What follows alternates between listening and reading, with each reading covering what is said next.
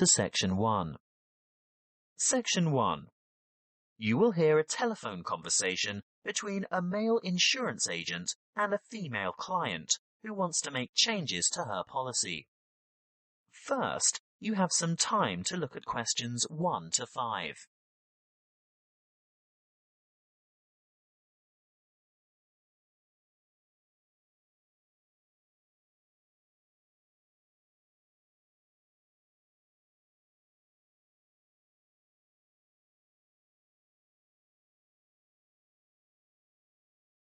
You will see that there is an example that has been done for you. On this occasion only, the conversation relating to this will be played first. Good morning. Tauber Insurance Company. How can I help you? Good morning. I want to alter my insurance policy. Is that for your house, contents, or vehicle? My vehicle. The woman wants to change the insurance policy on her vehicle, so vehicle has been written in the space. Now we shall begin. You should answer the questions as you listen, because you will not hear the recording a second time. Listen carefully and answer questions 1 to 5. Good morning. Tauber Insurance Company. How can I help you? Good morning. I want to alter my insurance policy. Is that for your house, contents, or vehicle? My vehicle. Can you give me the number of the policy, please? Certainly. I have it here in front of me. It's ZQW 5009. And what make and model of car is it? It's a Mazda Marvel. And what's the CC rating? Sorry, what do you mean? How big is the engine? Is it 1,500 or 1,800 cc, for example? Oh, that. It's actually much bigger than that.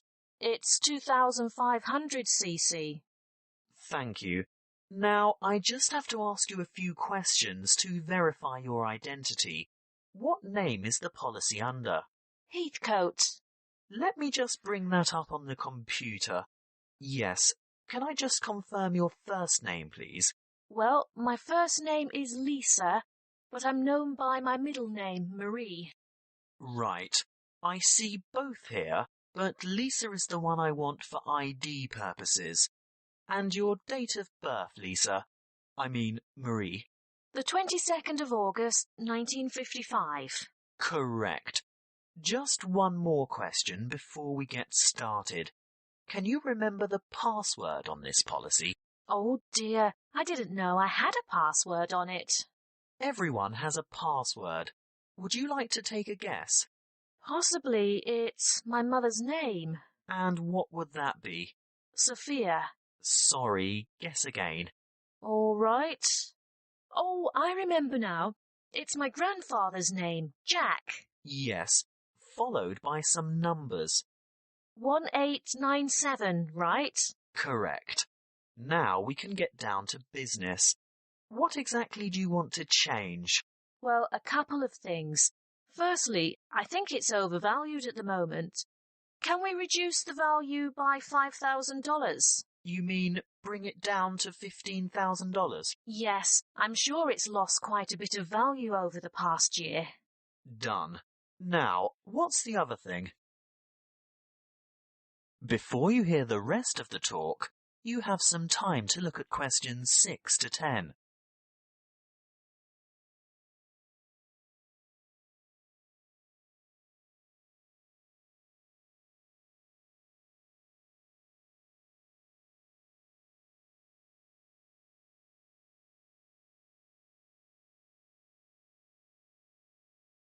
Now listen and answer questions 6 to 10.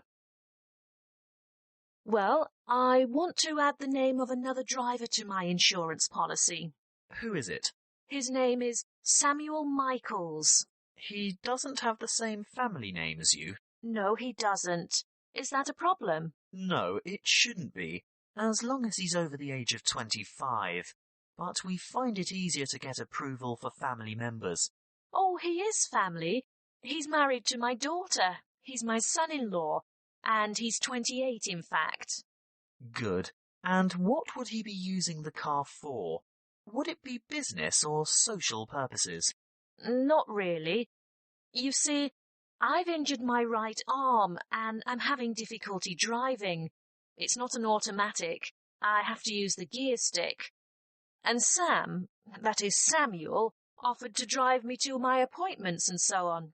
He's a good driver, and I feel safe with him, but I'd like to know that the car is still insured with him behind the wheel.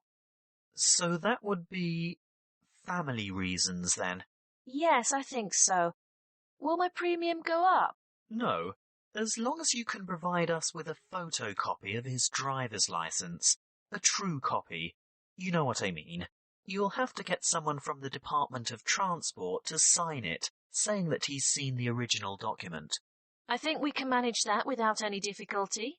Oh, and while he's at the department, he should ask them for a record of any driving offences, demerit points, that kind of thing. Only for the last 5 years, though.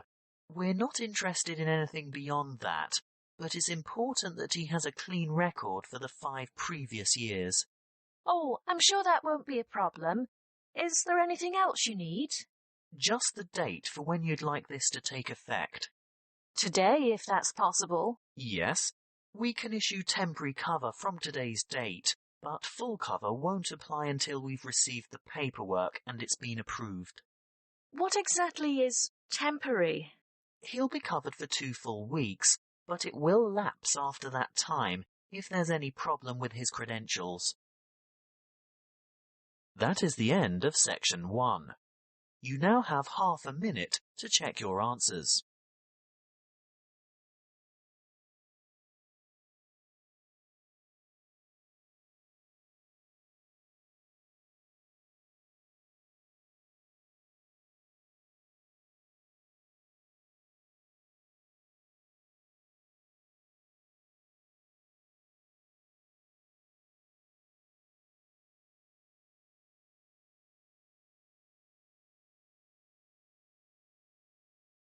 Now turn to section 2.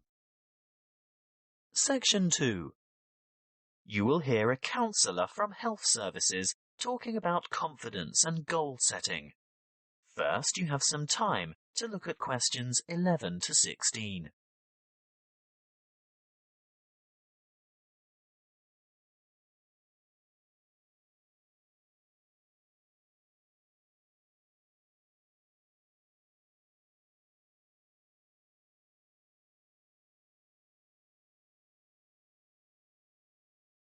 Listen carefully and answer questions 11 to 16. Hello, I'm Jo from Health Services, and I'm pleased to be here talking to you today. You've come here today to learn more about gaining confidence and setting goals. How many of you are truly positive thinkers? Positive thinking is the key to confidence. It doesn't matter whether you are playing a sports match, facing an interview, or preparing for an exam. If you apply positive thinking, you will gain confidence. This is the secret. Positive thought patterns. Positivity leads to confidence, which, in turn, will optimize your performance. What is the one simple mental strategy that all confident people have in common? They concentrate on success. But don't they ever fail? Don't they make mistakes? What happens when things go wrong? The crucial difference is that they don't dwell on failure. Everybody makes mistakes. I mean, how else do we learn? Rather than giving up or becoming depressed, the best strategy is to register the mistake, note what went wrong, and determine what would have been a better way to act or what could have been done differently in order to achieve a more successful outcome. Then move on. Yes, erase the negative emotions.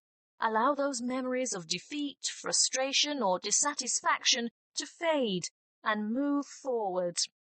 Negativity erodes confidence. You need to put aside your disappointments and focus on successful outcomes. Oh, it's not that easy, I can hear you saying. Well, no, it's not easy to forget failure, but no one ever fails completely, so congratulate yourself on the areas where you did do well.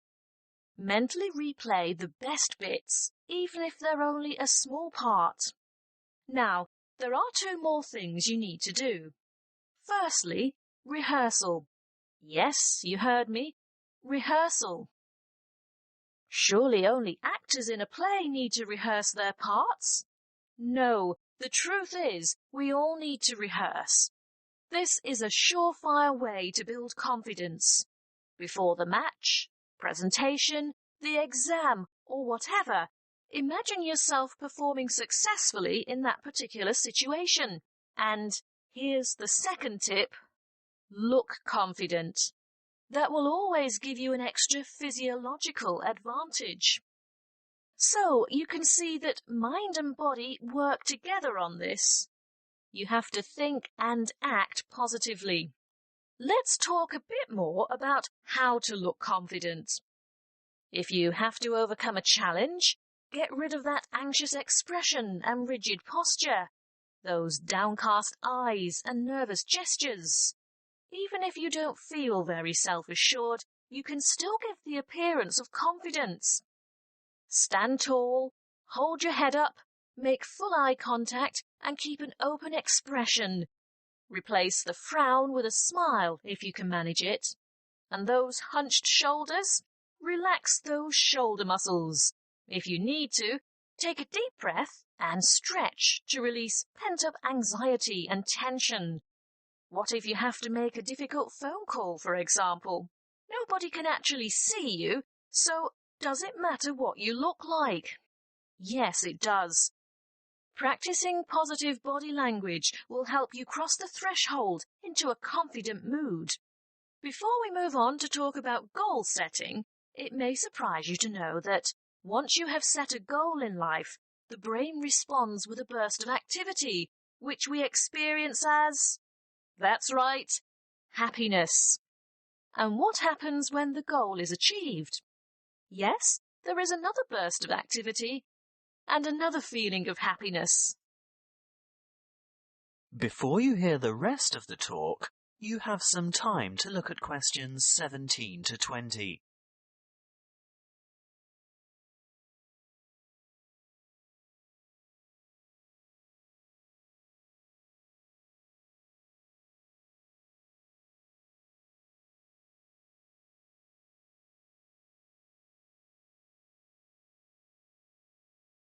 Now listen and answer questions 17 to 20.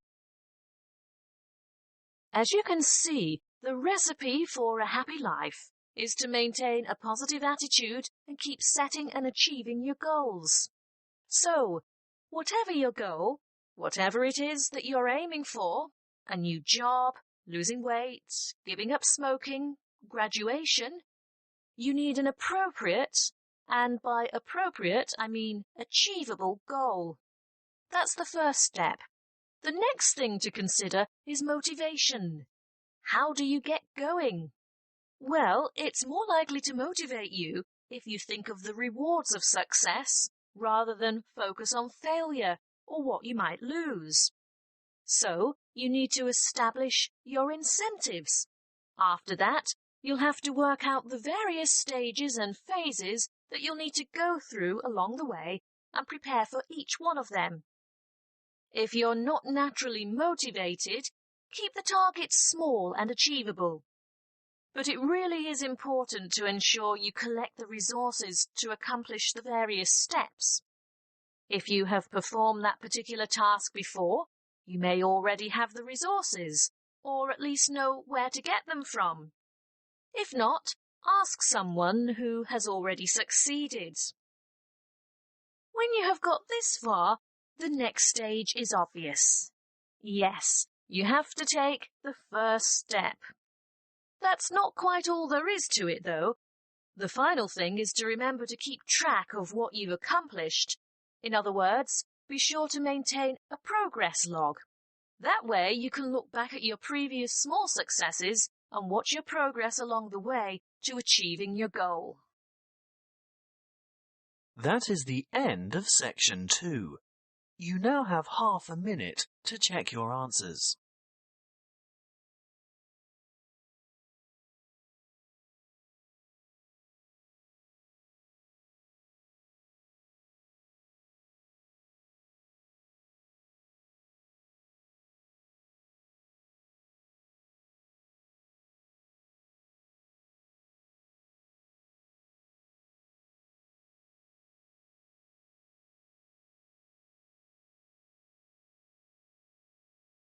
Now turn to section 3. Section 3. You will hear two students discussing a science project. First, you have some time to look at questions 21 to 25.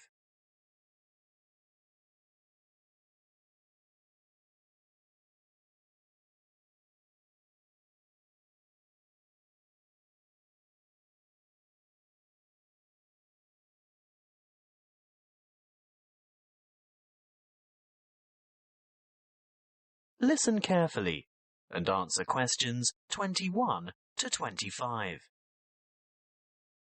Hi, Julia. Hi, Bob.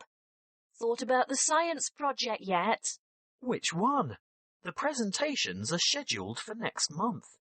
The experiments that you and I are working on to demonstrate density, buoyancy, and the compression of gases. That'll be complicated. Well, it's not supposed to be. It'll be part of the Making Science Simple series that's being showcased next year, and we have to be ready to demonstrate by the end of next week. Oh, well, simple, you say? Yes, not just the concept, but the materials too. We have to use cheap, readily available common items. Expensive lab equipment is out of the question. I remember something about using recycled or throwaway items if possible. Anything portable that we can bring into the lab. That's right. Well, any ideas for the project? What about the classic Cartesian diver? Is that the same as a Cartesian devil? The invention named after the famous French physicist René Descartes. Yes, a long time ago, superstitious people labelled it that because they couldn't comprehend the scientific principles it demonstrated. They thought it was black magic. How shall we do it? By keeping it as simple, transparent and economical as possible. So, to start with... Open your pencil case and let's have a look. You haven't got any... Any what? Paper clips. Oh, there are lots of them in the bottom of my bag. They slip off my papers and collect in the bottom. Look, here's half a dozen. But they're all big metal ones. I want little ones. Small, vinyl-covered multicoloured ones. Oh, I've got one or two of them too. Great, and if we look around, especially on the floor, we're bound to find a few more. See? Here. What else do we need? A small rubber band. Well, I've got one of those in my pocket. No, not that kind. Let's go and ask Tara. Why? Those really small coloured bands for making ponytails are ideal. Hey, Tara? Yes? Have you got any spare rubber bands, like the ones you fasten your hair with? Oh, heaps. A whole packet full. Help yourselves. Terrific. So far it hasn't cost us anything. What now? Let's go and rummage through the recycling bins beside Joe's mini market. What for? We want a 2-litre plastic soft drink bottle with lid. Hey, I draw the line at sorting through other people's rubbish, and we're also not likely to find one with a lid. Well, go into the store and buy 2 litres of soft drink. What flavour? It doesn't matter what kind of drink you get. Just make sure it comes in a clear PET bottle. Where are you going? To the cafeteria behind the resource centre. What for? I'm after some straws. I can get them from the shop when I buy the drink. No, I've seen theirs. They're the waxed paper ones. We need clear plastic, and I know they've got them in the cafeteria. I'll also see if I can get a tall plastic cup from there. Good luck. Meet you back here in 5 minutes. Maybe longer because I want to go over to my locker and get a wire coat hanger. Before you hear the rest of the conversation, you have some time to look at questions 26 to 30.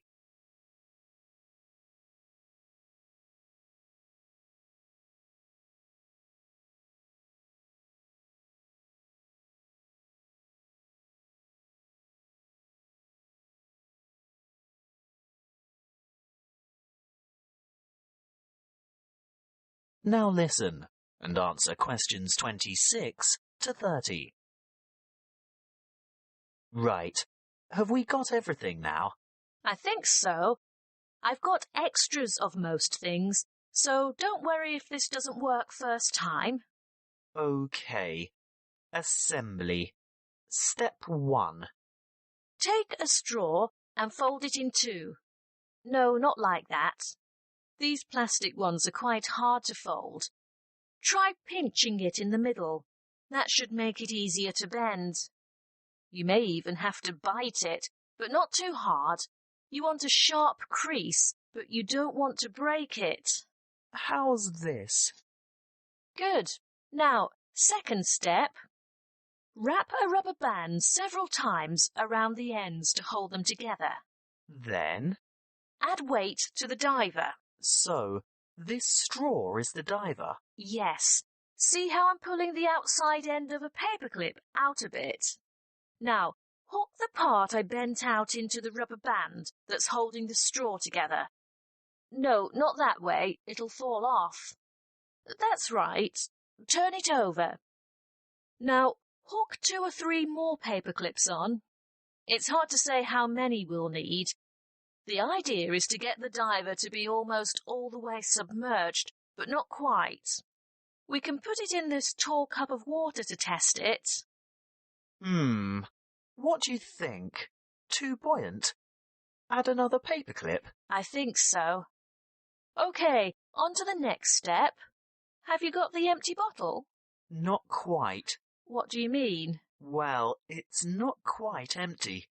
Pour some into this cup for later. Good. Now, fill the bottle with water all the way to the top, and we'll gently lower the diver in. Great. Now put the cap back on. And then? The final step is the demonstration of our experiment. You will see that when I squeeze the bottle, the diver sinks, and when I let it go, the diver rises. When you squeeze, the air bubble trapped in the straw compresses and the water rushes in, making it heavier, so it sinks. And the reverse happens when you release the bottle. What's the coat hanger for? Oh, that. If our experiment didn't work the first time and our divers stayed on the bottom, we'd have had to fish it out with a piece of wire or a hook of some kind. It's best to be prepared. That is the end of section 3. You now have half a minute to check your answers.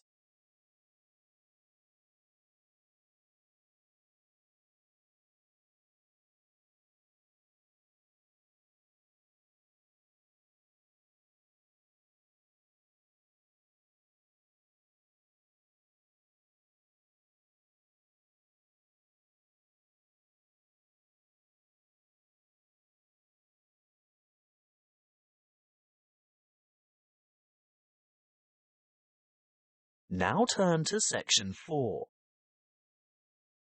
Section 4. You will hear a lecture on volcanic activity and its effect on the atmosphere. First, you have some time to look at questions 31 to 40.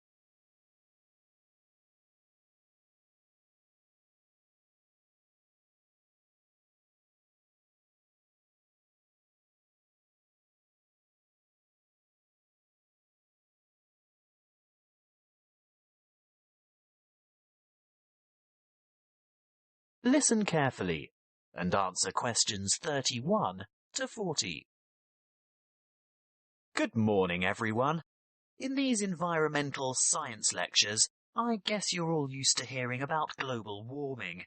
Well, I'm here today to talk to you about one particular volcano and its effect of global cooling. I'll begin by going back a little bit in time. Towards the middle of 1991, the second largest volcanic eruption of the last century occurred in the Philippines, not far from the capital city, Manila, on the island of Luzon. Mount Pinatubo belongs to a chain of volcanoes in the area, and this was by no means its first eruption. There is evidence of eruptions from approximately 500, 3,000, and 5,500 years ago.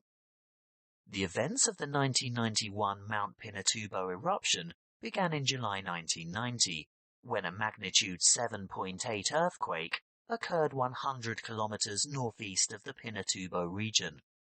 The sleeping giant was reawakened, but few people had any idea of what was in store for them.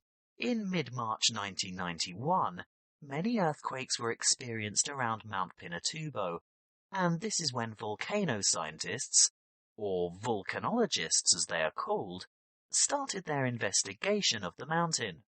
Before the disaster, thousands of people lived in very close proximity to the mountain, and on April 2nd, small explosions from vents near the crater dusted their villages with ash.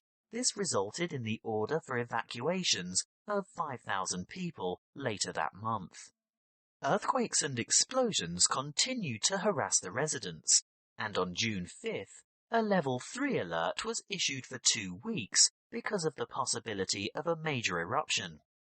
However, the appearance of a large amount of lava protruding from the mountain on July 7th led to the announcement of a Level 5 alert on June 9th, indicating an eruption in progress. An evacuation area within 20 kilometers of the volcano was established, and this time 25,000 people were evacuated. On the following day, Clark Air Base was evacuated, and the danger radius was extended to 30 kilometers from the volcano, resulting in the total evacuation of 58,000 people. On June 15th, just after midday, the eruption of Mount Pinatubo commenced and lasted for 9 hours, causing numerous major earthquakes due to the collapse of the land at the top of the mountain and the creation of a huge caldera. What's a caldera, I hear you say? Well, it's obvious really. With a huge eruption such as this, where enormous amounts of material have exploded into the air, the summit falls into what is now an empty chamber, and thus forms a large crater. As luck would have it, as the eruption was taking place, a tropical storm was passing just to the northeast of Mount Pinatubo, bringing a lot of rainfall to the area. The dust and cinders that had been thrown up into the atmosphere combined with the water vapor from the storm to cause a rainfall of tephra that fell across the whole island of Luzon. Most of the people who perished during the eruption did so because of the weight of the ash collapsing roofs and killing the occupants of the houses. If it hadn't been for that passing storm, the death toll would certainly have been much lower. But that's not all. Besides the ash, Mount Pinatubo expelled between 15 and 30 million tons of sulfur dioxide gas. Can you guess what happened next? Yes, the sulfur dioxide mixed with water and oxygen in the atmosphere to become sulfuric acid, which is a major contributor to ozone reduction.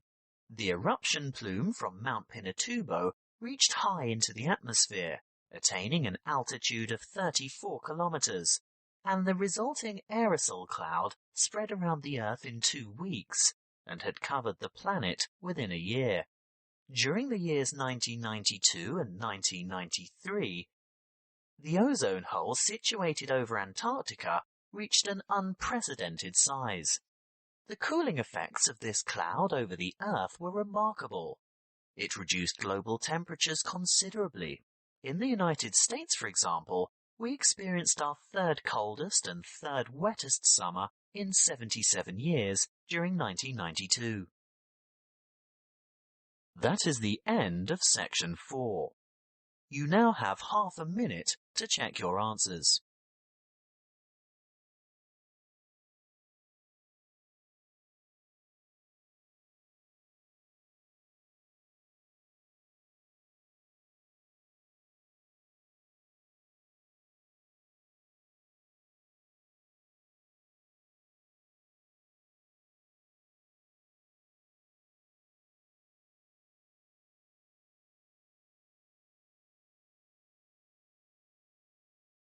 That is the end of the listening test. You now have 10 minutes to transfer your answers to the listening answer sheet.